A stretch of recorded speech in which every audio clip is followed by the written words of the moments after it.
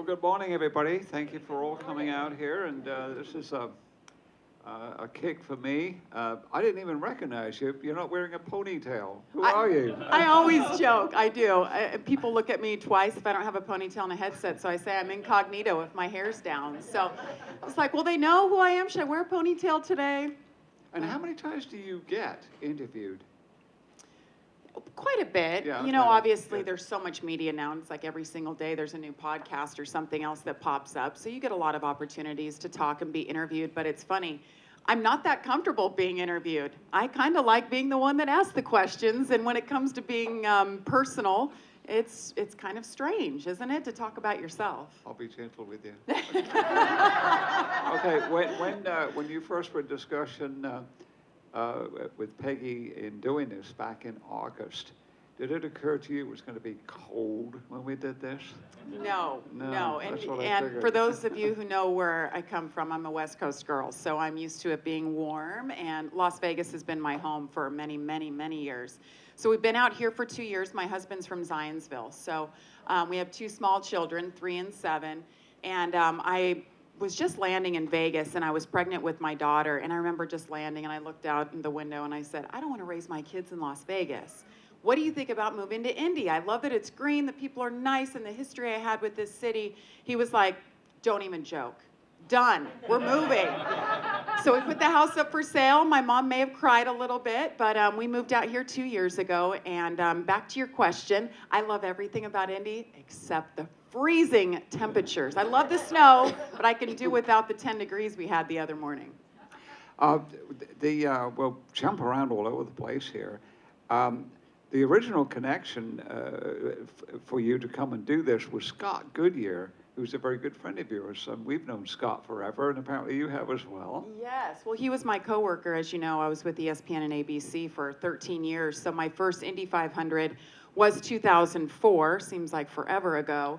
And Scott, of course, was my coworker for all of the IndyCar races that I ever covered. So we've just remained friends. We both live in Carmel, and he gave me a call and asked me to be part of this. And of course, I'm always trying to be part of the community, and I'm still a newbie here, so it's fun. I always say yes. If I'm in town, then yes, I would love to come out and meet people that live here and just to help and give back. And of course, don't tell anybody I said this, but this is the best racetrack in the world. So anything I can do to be here, I say yes. Now, when you started out, apparently your initiation to doing motorsports was motocross and supercross. And how did you get into that? I was a tomboy. My poor mom. I was hell on wheels, literally. And I was raised by a single mom, only child, and I was born in Lake Tahoe, California. And I just wasn't the kid that watched TV. I just loved being outside. And I just had this affinity for motors and things with motors that went fast and smelled like that gasoline. I can't explain it. But since I could start walking, I mean, I remember that smell, and I was drawn to it for some reason. I mean, my mom was like a girly girl and not into anything with motors. And I kind of just followed that. And then when I was in high school in Las Vegas, I met a guy, and he raced dirt bikes. And I'm like, can I hang out? Can I follow along and tag along and be that girl?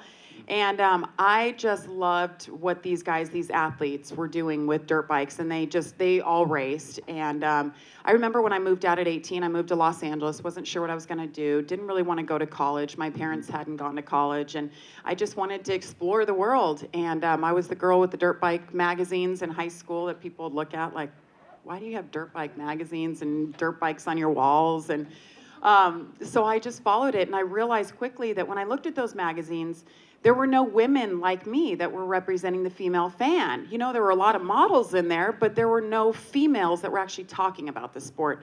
And so something just told me. I just kind of had this, I don't know if you call it divine intervention, but it was like, this is your calling. And I went for it. And the next race, I went up to a guy with an ESPN microphone and said, hey, I want to get started. How can I help? And that guy was local in San Diego at the time, so I ended up moving to San Diego. I was going to college at the time because I realized if I want to get anywhere in life, I better get my degree as well and have that to fall back on. So I ended up getting my journalism degree at San Diego State University. But while going there, I was helping this gentleman out. I was the hand in the shot on ESPN for 2.5 years. Didn't get paid a cent, but I loved every minute of it. And it was mostly dirt bike stuff and like Moto World on ESPN2. I think I finally was like, my face was on it like once, and that was the coolest thing. So that's how I got started with dirt bikes. And then, yeah, the story's long, so I'll stop there for What now. were some of the tracks that you worked? Oh gosh, it was local, like Was Carlsbad still going then? Or was Carlsbad wasn't going at that Okay. point. I was up in that area. I actually lived in Carlsbad for a while, but it was just local dirt bike tracks. And then when I realized I wanted to be involved with Supercross more, I went and interviewed for the live announcer job, the floor announcer. I don't know if any of you have been to Supercross here in Indy, but I came to Indy for many years, starting at 21. I was the girl doing the live announces, live announcing on the podium with all the riders, and I did that for about 4 years. I was getting paid $500 a weekend, so I'd go to school during the week, and then I would go on the Supercross circuit every weekend. And I mean, the four-wheel variety. I mean, were you aware of that when you were a kid, or did that come in through the motorcycles? That came in through motorcycles, because I was just like, dirt bikes was everything. I love that story. But then you start realizing just motorsports in general, and they're so similar, whether it's 2 or 4, it's all the same mentality. And that's how I tell people what my job is like. It's very similar. The people are just as great from 2 to 4 wheels, and it's just a different type of storytelling. So thankfully, when I did finally get my chance with ESPN and my boss, obviously we had IndyCar, and he came to me at X Games. I covered X Games for many, many years, and he came to me and said, what do you think of IndyCar racing? And I was like, oh, it's incredible, but I don't know. He said, well, are you interested in covering it? And I was like, well, yeah, let's do it. I'll figure this out. Literally 6 weeks later, I was at the test in Phoenix. And then 2 weeks later, I was doing my first IndyCar race, calling my first ever pit stop, because they don't have pit stops with dirt bikes, at Homestead. And it was Tony Kanaan, I think, was my first driver. I listened to it recently. Somebody had that footage, and I was like, oh my gosh. I had no idea what I like wanted to crawl under a rock. It was the scariest thing I had ever done. Do you critique your stuff, or do you not like to see you? Because I know I don't like to hear me.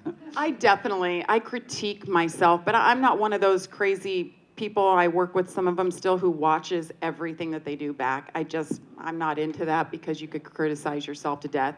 But what I like to do is watch others who do the same thing as me, watch their craft, things that I like, things that I don't like.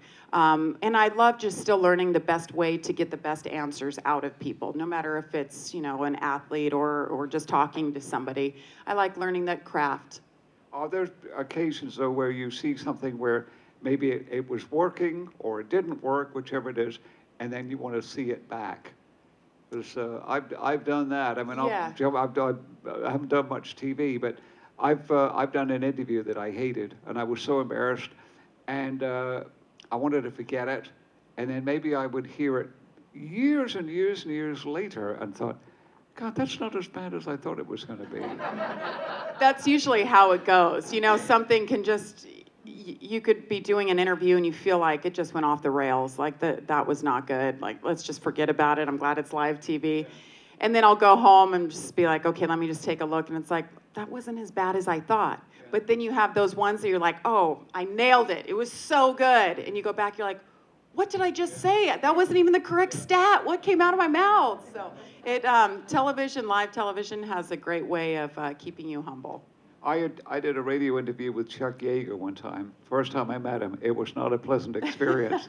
And we taped it and then played it on a radio program that night. And I took the headset off, and I didn't want to hear it. And it was probably, I don't know, 15, 20 years later before I listened to it. I thought, well, that wasn't bad. I mean, I hated the interview. But anyway, when you're doing, like, for instance, when you did your first pit stop, there's a lot going on. So not only is the noise of the racetrack, but you're interviewing the person, and you want to pay attention to what they're saying, because I think some people don't listen to the answers, because there may be something in there that you can pick up and go to the next question. But you've got all this other activity going on. How many voices? You've got a producer talking to you, telling you what to ask next, or whatever it is. Just walk us through that. What's it like? What's going on in your ears while you're doing the interview? Yeah, it's interesting. When you wear those headsets, you have to get really good at compartmentalizing because literally on one side, like you said, I have my pit producer who sells stories that we're telling them, hey, I've got this update, and they'll tell the main producer of the whole show. So they have to say yes, and they have to get the cameras set up to come to us and all that stuff and get the microphones open. There's so much that has to happen in order to get a report on the air. But then I also have the program and what's being said on the air, like you guys are hearing in one of my ears. So I'm hearing everything. I'm hearing all the ambient sound of the cars. I'm hearing all the announcers, anybody who's speaking on television, that's what you're hearing. Because that's the most important thing to me is hearing what's being said in the broadcast. So one, you're not repeating what they're saying. And two, you follow the ball. If they're wondering what's going on with Tony Kanaan's car, well, that's my guy. I run down, I can find out right away and say, hey, I can add on Tony Kanaan. So that's how that goes. And I think the best reporters are the ones that follow the ball. You're not bouncing around and trying to sell stories because you got it and you want to sell it. You have to be a team player. So you have to get really good at listening to those voices in your head. And then, by the way, you're also scanning your drivers. So that's happening, and you're getting this feedback, and you have to know who you're stopping on, and you get good at recognizing voices and knowing a spotter versus a driver and what's being said so you can follow up with them. So there's a lot going on. And the great thing, though, you had mentioned, you have a producer and they can tell you whatever, but I'm my own producer. When you're a pit reporter, that's the best thing about it, is the stories that I find out or the stories I want to tell is what I get. I'm not told, I'm not scripted, nobody tells me what questions to ask. That's the best part of it. So when people say, when are you going to get in the booth? When are you going to do play-by-play? I'm like, well, that'd be great, but I love where I'm at. I love being in the pits, and that's why I've done it for 16 years now. I wouldn't want to be anywhere else. I'm right in the middle of the action. Are you also listening to intercom between the turn workers or just general chit chat? No, I could, but I know like Alan Bestwick, when he did play-by-play, he liked to listen to IndyCar and NASCAR control. So he would know when a caution came out exactly what it was for. So you can listen to anybody that you want. And another factor in that helps us tremendously is we have our own spotters for television. So I had a female spotter. If any of you ever saw us together, Diana Hubbard, she and Ross Hubbard owned a race team years ago, and she was my spotter the entire, 13 years, I think, that I covered IndyCar. Then she came over to NASCAR with me. And so she's an extra set of eyes and ears. So she's constantly writing down notes. I have somebody new now, but they write down notes that they're hearing on drivers. So I could say, oh, okay, this is happening with him. I can radio up the story and let them know. So that's how we get so much information during a race.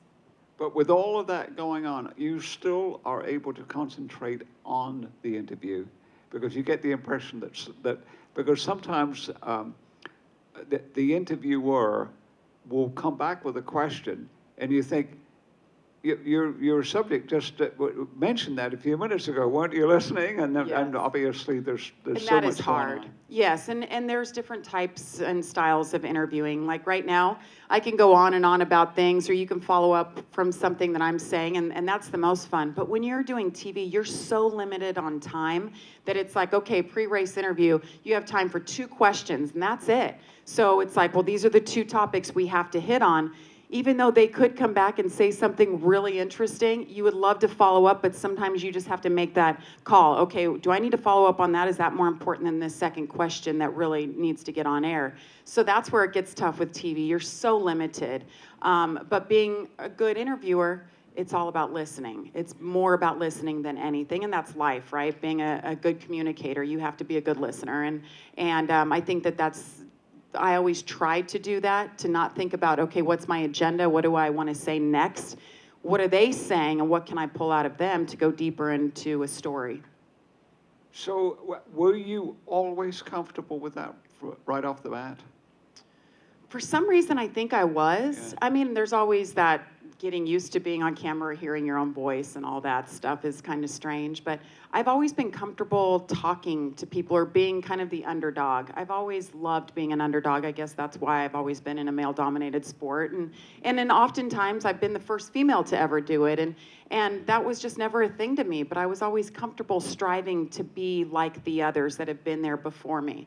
I never saw it as, well, I want to be the best woman, or I want to be the first woman, or I just want to be on TV. It's like, no, I want people to look at me and say, she's my favorite pit reporter, or she's my favorite, reporter in motorsports, whatever. To me, that's the ultimate compliment.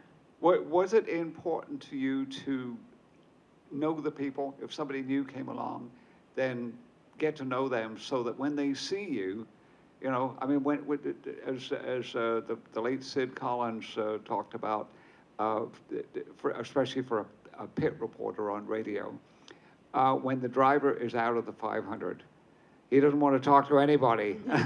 And so you need somebody that they know that has a sympathetic look and said, hey, sorry, but can we put you on the air? Your friends will want to hear from you. That, I think, is a very important ingredient, and I'm sure that you've always done that to get to know the. I mean, you've got to know the handler now. It used to be you just had to know the participants, but you've got to know the handler as well. Well, what I tell people about motorsports, it is such a tight-knit community. It doesn't matter if it's IndyCar, it's NASCAR, but it's hard to get in, but once you're in, you're there. And to me, I always, the advice I give to up-and-coming reporters or journalists is you have to outwork the next guy. Be the hardest working one. Be the first one in, the last one to leave. Be the one that knows every single driver. Be the one to say that you've got information on them, you've talked to them. Like you said, it goes so far in just your relationship. And I think you guys being viewers and fans, you can tell when a driver respects the person that's interviewing them. They give you better information. So to me, it's always been those relationships. Know those crew chiefs, know those drivers, and tell their stories. And then with that comes trust. And they're going to come to you when they have something. Or they're going to be more open with you when they just wrecked out of the car and they're so upset, but they're going to give you something. And it's not about me, it's about sharing it with the fans. So it's very important to know those young guys. And that was the best thing, I think, about covering the Indy 500 was spending the whole month here. Back in, I say back in the day, it wasn't that long ago, but we spent, 2.5 weeks here. It was home, and we were at the track every day, and you're getting that one-on-one time with every single driver, and you get to know them and you get that emotional bond with them. So however their day goes in the Indy 500, they know you and recognize you and feel comfortable talking to you. Have you done very much where you sit in the studio or even at an event where you interview somebody and the pressure's off a little bit and you can do more in depth? Have you done much of that? More in-depth things, I love doing that. Yes, the sit down, the back and forth where you really get to bring up. I love doing those. I just did one with Chip Ganassi, actually. He had never done an interview from his actual home, and he said yes to us, and we did you see it? He was very forthcoming. I loved it. That's what I talked about when you get that more time and you can dig a little bit deeper. None of us really know Chip Ganassi that well. We know the man, the myth, the legend, and what he's done in the sport and how much IndyCar means to him and NASCAR. But I got to dig a little bit deeper, and they've gone through some tough times the last couple of years, and he talked about that. And that's the stuff that you really are looking for. You want them to talk about things that nobody really knows. And the thing about Chip that I learned, because a lot of these business guys, you don't really know what else they have other than racing. And Roger Penske, we all know what he has in this billion-dollar empire that he has, all these people he employs. If racing went away tomorrow, he's just fine. Rick Hendrick, if racing goes away tomorrow, he's just fine. Chip Ganassi, not fine. All of his eggs are in the racing basket. And I asked Chip, if racing went away tomorrow, what happens? And he says, this is all I have, it's gotta work. And I thought that was unbelievable that he was open and honest, and it's all right here, and he's never done anything else with his money or interest. He doesn't have any other interest. This is it. Yeah. Boy, we don't have very much time here. We've got to gallop a little bit. Is it time already? How did you meet your husband? And he has an interesting relative. Yes, so we have a funny story, and it was told at our wedding. But so my husband, his brother, and his father all worked on an IndyCar pit crew for Dry and Reinbold Racing. They all went over the wall together. Dad was fueler, and then the two boys were rear changers. So when I was a pit reporter, I remember seeing them because they looked so young and they were so cute, but didn't think anything of it. Obviously, I'm just in my 20s. Just this is my job, and that's all. I've got my blinders on. Well, we were at Fontana, I don't know what year it was, 06 maybe, and a crew member had been hit, and he was on pit road, he was down. And it was one of my drivers, so I had to report on him. So you run over, and you find out the name and all of that. So I got the name of this guy. They had released the car too early. He was under it, leg snapped. He was taken off on a stretcher, so I reported on that. So all these years later, we're in NASCAR, and Kyle Busch has this manager, and he comes up and introduces himself, and his name is Cody Selman, and he's like, yeah, I worked in IndyCar and all this stuff. Well, then he goes on to tell me that he was the guy that was run over and snapped his leg. So fast forward all these years, that's my husband. So Cody still actually goes over the wall for every Indy 500 for Dreyer Reinbold. He stays in really good shape, and my brother Chase Selman runs Dreyer Reinbold, and I believe they're going to do some more races next year, so that's great news. So I'm married into an IndyCar family, which is awesome. Now I live here, and then, as you mentioned, there's an interesting family dynamic. So Danica, Patrick, and I are in a way kind of related now because Danica's sister married Chase Selman. So we're all kind of in-laws now, and the Patricks spend a lot of holidays and celebrations at our house, and the cousins, the kids are all growing up together. So go figure that all these years later, there's all that intertwining of racing families. You can't make this stuff up. Somebody just told me that recently, and I thought, are you kidding me? Because there's so many situations in racing where you can pick somebody and then hook them together with 20, 30, 40 other people. But rather than go into all of that now, you and your husband have two Jimmy John's franchises in Las Vegas. Yes.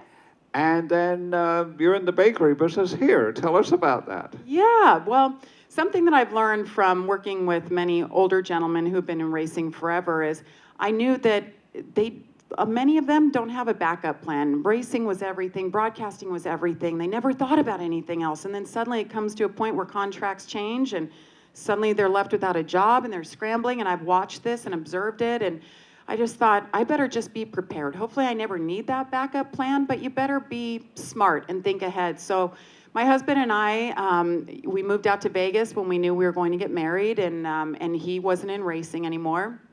And he said, let's do a franchise. So he did his due diligence and figured it out. And Jimmy John's involved in racing and really good franchise. And the numbers made sense. So we started that, and we opened two of them. And we still own them in Vegas, have a great manager. And they're doing well. And then we decided we wanted to do a franchise out here. But there's Jimmy John's everywhere.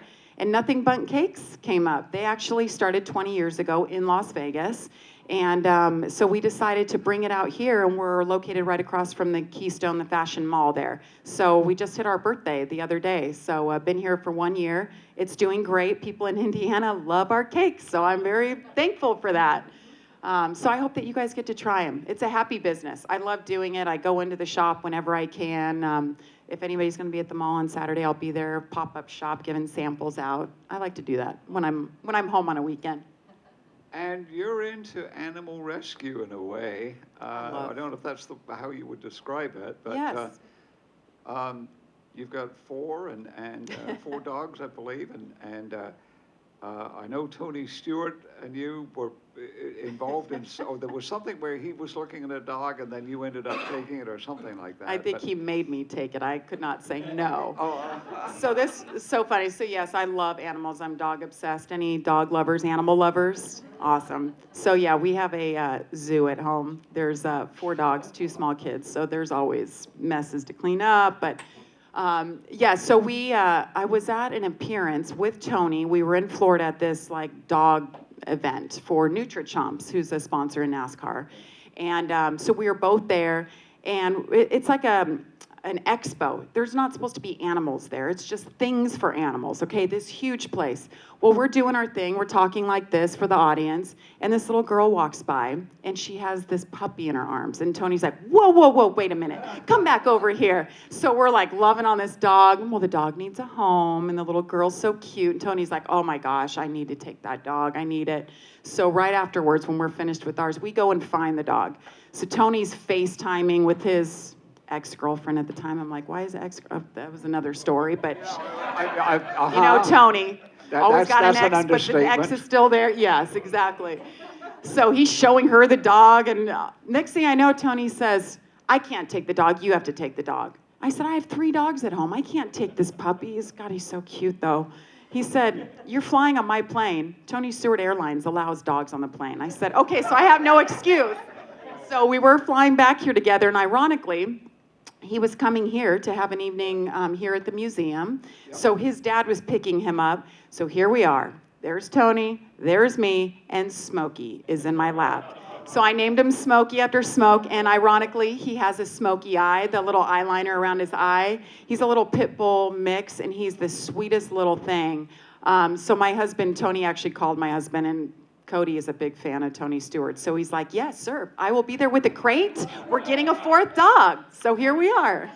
Some of you, I'm sure, were at that event with Tony. That see, I've seen nodding heads. Okay. Yeah. So he was, I don't know if he was late that night, but yeah, we came straight from that event. Well, it's always a cliffhanger with him, but his dad got him here. So you never know. You never know till he walks in the door. But anyway, golly, there were so many other things I was going to get into, but maybe we should turn it over to the ladies and gentlemen of the audience. Yeah. Questions for Jamie Little? Anyone? What was the toughest interview you've ever done? Yeah, so thank you. I was going to do that one. Toughest interview you've ever done? I've interviewed a lot of them. The toughest of the tough. Tony is one of those that you never know what you're going to get. Kevin Harvick's another one. But I would say the first year I did the Indy 500, 2004, I'm learning everybody, running around. I'm the new face, interviewing AJ Foyt. I think I was probably like this. "Well, let me tell you something, girl." Like, oh, thank God. He didn't make me look bad. I don't know if I look good, but he didn't make me look bad. A number of years ago, when Derek Daly had just retired and was now doing TV, I actually did a talk with him, and somebody asked him a question. They said, "Well, now that you're on the other side of the fence, who was the easiest, most delightful interview you do, and who was the toughest?" And he said that, well, that would be AJ Foyt on a good day and AJ Foyt on a bad day. I'll tell you, Tony Stewart is just the same. I mean, you get him at the right time. Tony is so fun and funny and sweet. But oh my gosh, if he's having a bad day, I mean, it's just, there's a few of them like that. Kurt Busch could be like that. Kyle Busch, I think, is probably even worse than Kurt because Kurt can fake it better.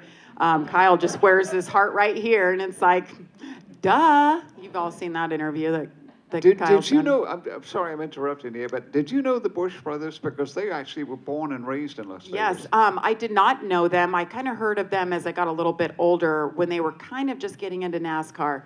But yeah, talk about some tremendous talent, those two kids. And they came out of Las Vegas, and now we're getting all these young drivers from Vegas coming up through the ranks. Riley Herbst of the Herbst family, they're an off-road family.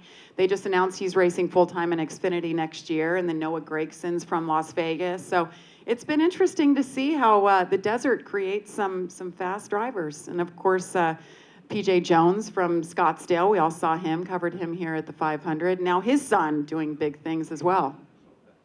That's when you feel Tanner. Old, when the third generation of drivers Is is coming up. Tanner, I think. Is it Tanner Jones? Tanner Jones, I think that's yeah, right. yeah. Yeah, real tall, real nice kid, yeah. Questions, anybody? Good heavens. There we go, lady. It's not really a question, but last time I saw you on TV was just this week, and I just wanted to commend you for taking your children to honor the canine. Oh. Really Thank you. Yeah, well, we touched on animal rescue, so I do something I just kind of made up a couple of years ago, where we were snowed out at a racetrack at Martinsville a couple of years ago, and I'm a big lover of, I go to shelters and I volunteer and all of that. But, when a lot of people are going to the movie theaters, that's just not my thing, and I looked up a local shelter, and I went online and found that they have a wish list. So I went and bought all these things for the wish list and took them to the shelter and played with the dogs, and Pedigree saw that I did that, so they came on board, and now every year, Pedigree's no longer the sponsor, but I get other people that come on board, and I call it a shelter surprise, and I do it like 7-8 times a year in the NASCAR communities that we go to. Just, to shed some light for the community, to show like this shelter's here, these animals are here. If you're thinking about getting a dog or a cat, this is your place.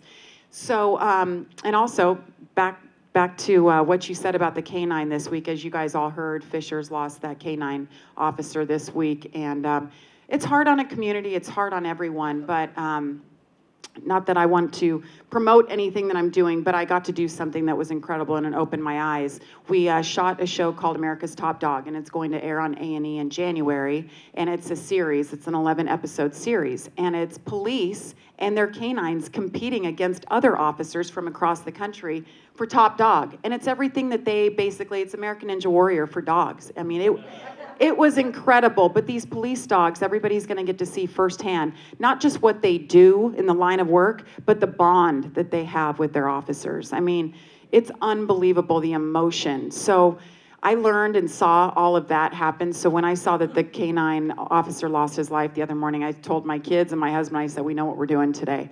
So we went down and we bought a bunch of things for the canine unit, because the other dogs need things as well, just always. So if you guys ever want to make donations, the unit can always use things. But I also want my kids to be able to see that kind of stuff. So they don't get to do shelter surprises with me because I'm never with them. So we went down to the police station and we donated, and my son wrote a card to them, and they got to sign the board and talk to a police officer. And I just think it's important to teach compassion and understanding when somebody's, loses their best friend or an officer is lost. Of course, Mary George was huge into this. Did you ever Yes. discuss that with her? I never had a chance to, because she was big into the rescue of the greyhounds, and I always admired that about her. And I think that says a lot about a person when they're so compassionate, whatever it may be, but if it's children or if it's animals. And so I know Mary, she always had a huge heart. Well, it was greyhounds was huge, but I think it was animals in general. Apparently, that if you were driving down the street with her and there was a dog, running through the off to the one side, you'd have to hit the brakes and get another dog. So She used to have her greyhounds right here at her house, right? Yeah. I mean, in that fenced off yard, I remember the early years when I was coming here, you'd see some greyhounds. I don't know how many she had, but when she was at the house here, they were out in the yard. all right, questions from the audience. What station is your show going to be on, or what network? On A&E. I don't know if any of you are fans of Live PD. It's a pretty intense show. So it's the same producers of that. That show has been so successful, but what's been really successful about it is the canine shows, when they have their canine officers. So they came up with this concept. So we're gonna have a lot of Live PD officers competing as well. So hopefully you guys can see it, January 8th. It's not public yet, so don't tell anybody, but that's the first date. Do you have a favorite for this weekend at Homestead? Gosh, I know, it's down to the final race. It's hard for me not to be there. It's hard to watch being on the sidelines because it is so much fun competing or being part of a championship.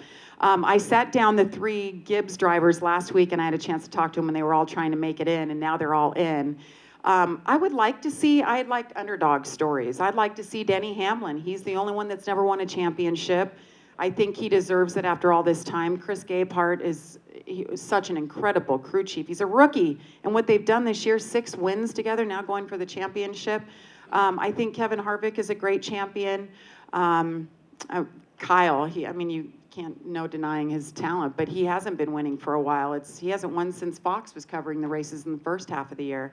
And then Truex, he's just steadfast.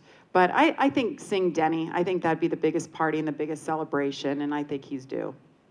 Harvick had the Jimmy Jones sponsorship for a while, I think. Yes. If I remember, every time I'd hear the Yes. name Kevin Harvick, I'd get hungry. Yes. Freaky fast. That's always a good slogan for your driver. Anybody else? Come on. Check it out. Are you coming back to Indy? I would love to. I'd have to switch networks, so work on it. Let's do it.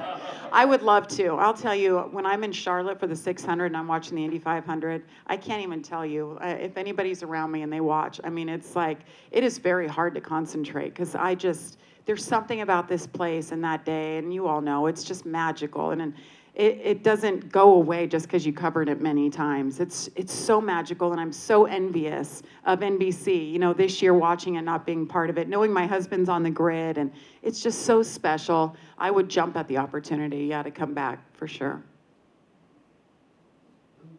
You touched earlier on the trust between you and the drivers and so forth. And when you're on camera and everything's free game. But Yeah. then you get to know these people in social situations, and I'm not sure if it's a question or what, but there's things that you learn that are not for public.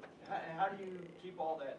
Yeah, that's a really good question. And you know, working for ESPN and ABC and coming up, you know, they helped me a lot. They were really good about putting their new reporters through kind of classes, I guess you could say, how to ask questions, don't make statements, how to get the best out of people.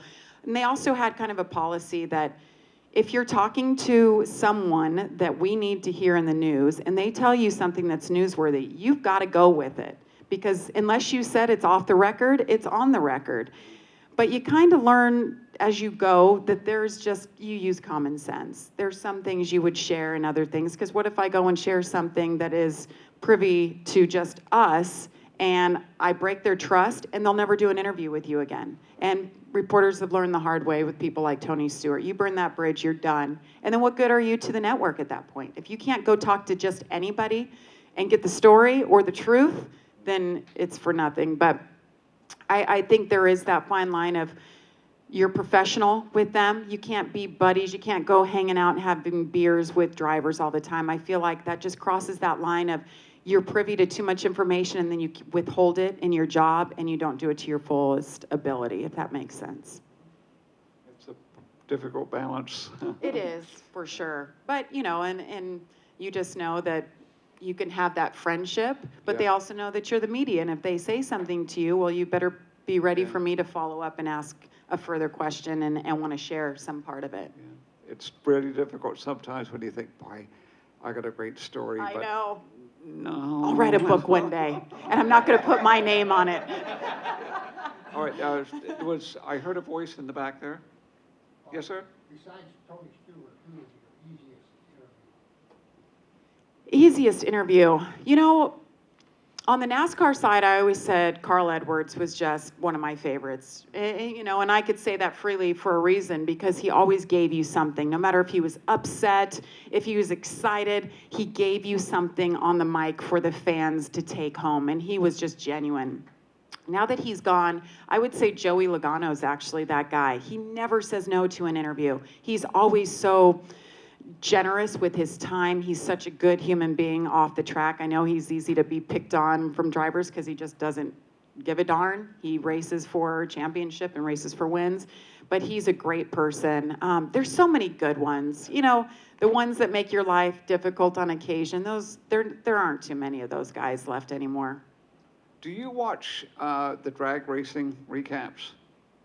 Somewhat. Drag Okay. racing is like one motorsport I haven't gotten fully into, but I like it. I love how many women compete over there, and it's on, you know, on our network, so I like to watch the highlights. But the reason I bring that up is that I watch them, not religiously, but I watch them quite a bit.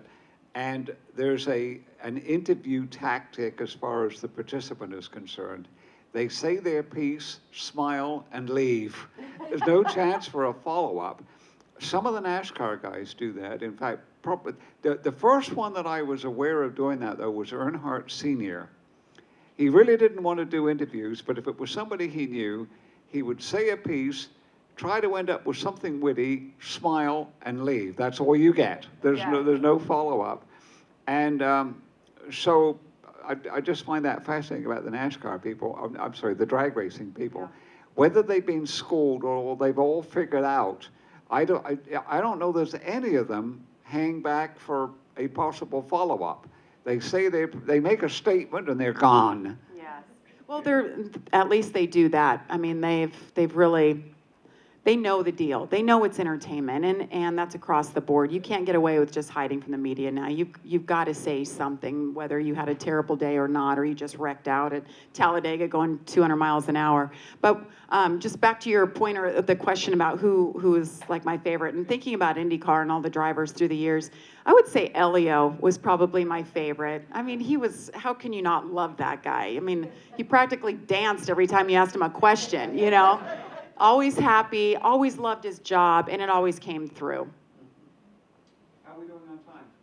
Couple more minutes. Couple more minutes. All right. Good. Yeah. Are your children interested in being an interviewer or in racing? They're kind of, my daughter, oh my gosh, I'm in trouble. She is I will not have to worry about her once she's an adult, but before then, I'm very worried. She's already missing a tooth, like super tomboy. She's probably going to love racing. And of course, I'm like, no, don't get into racing, but okay, if you must. I would totally back it. I'd be fine with it. I love anything that goes fast. I love racing myself. But my son, it's kind of hard. I don't know. He's kind of dabbling in things. He loves like Kyle Busch because he has M&Ms on his car. So that's about the extent of it, you know. But he's 7, so he's just getting into that age now. I think I'm going to take him to a couple races this year and maybe get him to the 500 this year. He's just, he can actually focus for longer than 5 minutes. So I think this is going to be the year, and he'll appreciate it more, I think. Anybody that didn't get a question in yet? You did, but you can ask another. Oh, wait, that's okay. Go ahead then. I've noticed when I've watched a lot of racing, and some people, you're interviewing them, ask them a question, and they totally dance around and never answer the question. What's your tactic when that goes on? Ask them the same question, just more directly. They're so good at it, right? I mean, they're all pitch people. They're all spokespeople, and they know how to dance around the truth in something. And so that's when you're in television. It's like sometimes I have to tell my producer, you've got to give me time for 2 questions because you know you've got to get in there. And sometimes you can ask them a softball. That's kind of how we'll just fluff them up, let them talk about something, and then you hit them like, okay, so what's going to happen? You, Denny, are lined up next to Joey Logano. What's going to happen? You know, just getting right to the point, the elephant in the room. But it's funny how they get really good at dancing around, and it drives me crazy. But I'm like, that's great, that's great. Okay, now tell me the truth. You know, what happened? There was a female reporter that was on the radio network one year, and I'm embarrassed to say I don't recall her name, but when she came in the booth, she had like a lilac perfume on, and it was very effective. And I said, wow, you got a great perfume. She said, it's great for getting interviews, because she said, when you're down there, she said, they don't necessarily want to be interviewed. And then if you move in and they go, well, maybe I've got a minute here. So. Maybe that's where I went wrong all this time. I had to work too hard for it, right? Didn't wear the right perfume. But that is actually a question that I get a lot. You know, what's it like being a female, you know, versus a male reporter? And I think that there's, you know, maybe there's ways that I get my foot in easier with some people to get that question, or a guy just feels bad saying no to a reporter that's a female. But then there's other guys that are like, you know, that took longer to come to the realization that females are there and we're here to stay. And I'm going to ask you just as hard of a question as he is. And I know just as much about this sport as he does. So I think just maybe back when females weren't around all the time, I would see that with some people that you're interviewing. But I feel like I mean, we've evolved, right? I mean, it's just normal to see females covering any kind of sport. And it's because we're there because we love it and we like it. And I could beat most of my coworkers. I could probably beat them all in a car. Well, unless they were professional at one point, like Jeff Gordon, by the way. What I said, I hope wouldn't be misconstrued, but I remember that, you know, we laughed about it, and she said, it's very effective. It was effective for you, apparently. Well, no, I just complimented her because I was in the booth, but she said, you know, down there in the heat of the day, and the guy doesn't really want to bother with it, and he goes, you know, oh, well, maybe. I should have. I mean, the middle of summer, and these sweaty guys in these fire suits, and they're dripping their sweat into my microphone that's touching my lips. I mean, it's the glamorous side of my job, you know? All right, one more to wind up. We should be winding up pretty soon here. Have you done the 2-seater? Oh, yes. I did the 2-seater here with Mario, actually. So that was pretty awesome. And when I first started IndyCar, covering IndyCar, I put myself in as many racing schools as I could. I wanted to learn, I wanted to understand, and I just selfishly loved it. I loved it. I actually got my racing license out in California at Sonoma. And then I raced in the Toyota Pro Celebrity Race, and I won it. That You beat was Mike Skinner. I beat Mike Skinner to the line, and then thanks to Elio, I climbed the fence like him and celebrated. It was like the best day of my life. I mean, it was the coolest thing ever until my child was born. I always have to say that. I meant to bring that up earlier, and it went by the wayside. Oh, but. yeah, but yeah. Questions, comments, anybody? Well, Jamie Little, this went by in a hurry. It did. All Thank right. you. We have a couple of announcements to make here. Jennifer? First, I'd like to, for all of us to give a hand to Jamie. Thank you. Thanks for coming out this morning.